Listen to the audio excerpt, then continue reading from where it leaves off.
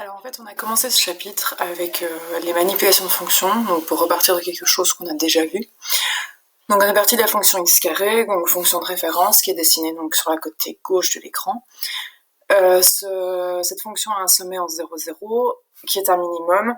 Son axe de symétrie, c'est l'axe y.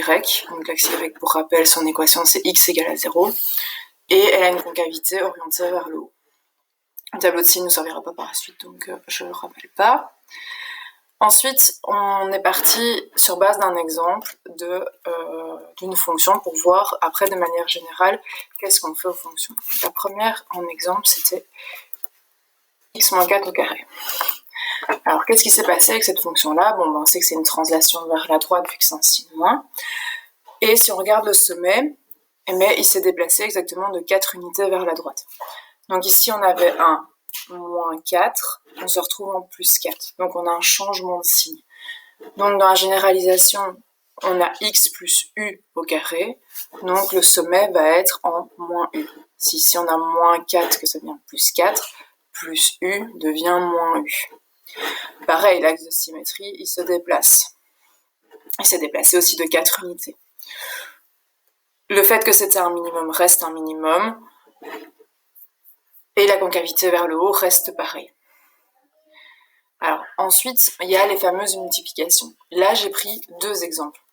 J'avais pris 2 fois x-4 au carré, pour voir qu'est-ce qui se passe quand le a est positif. Et le deuxième, c'était moins 2, x-4 au carré. Dans les deux cas, ça a fait une compression du graphe. Il y a juste que quand le a est négatif, on a que la parabole se retourne. Dans tous les cas, qu'est-ce qu'on fait? On multiplie les ordonnées par le chiffre a, peu importe qu'il soit plus grand ou plus petit que 1. Et le sommet, lui, ne bouge pas. Il est toujours en moins u. L'axe de symétrie, pareil, il ne bouge pas. Par contre, si a est positif, donc la parabole bleue,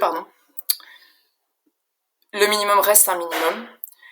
Et la concavité reste vers le haut. Par contre, si on a un nombre négatif, comme le moins 2 fois x-4 ici, le minimum devient un maximum et la concavité est tournée vers le bas. Donc ici, on a ce fameux changement qui dépend du signe de A. Le fait que A soit négatif fait qu'on fait une symétrie orthogonale d'axe X. Et alors le dernier exemple qui restait, c'est la translation. Donc la fonction qu'on a représentée de base, c'est A x-4 au carré plus 5. Qu'est-ce que j'ai mis?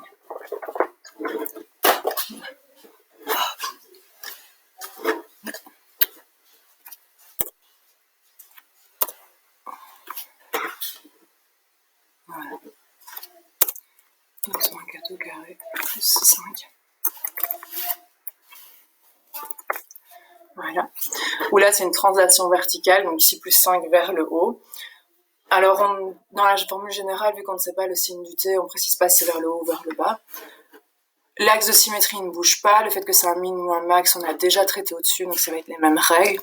Il y a juste le sommet qui est déplacé de t unités vers le haut ici, donc plus 5, il est déplacé de 5. Donc les signes restent les mêmes, et donc c'est comme ça qu'on se retrouve avec un sommet en moins u, t. Donc ici, on n'a pas le changement de signe. Donc ainsi, on tombe sur la forme canonique de la parabole, donc qui est a fois x plus u au carré plus t. Donc u, c'est le décalage vers la droite, vers la gauche, t, le décalage vers le haut, vers le bas, et le a, c'est les compressions, ou tout ce qui est agrandissement du graphique, plus la symétrie orthogonale d'axe x. Cette forme-là est vraiment utilisée pour tout ce qui est graphique. Pour le reste, on utilisera la forme générale, dont je vais parler par la suite.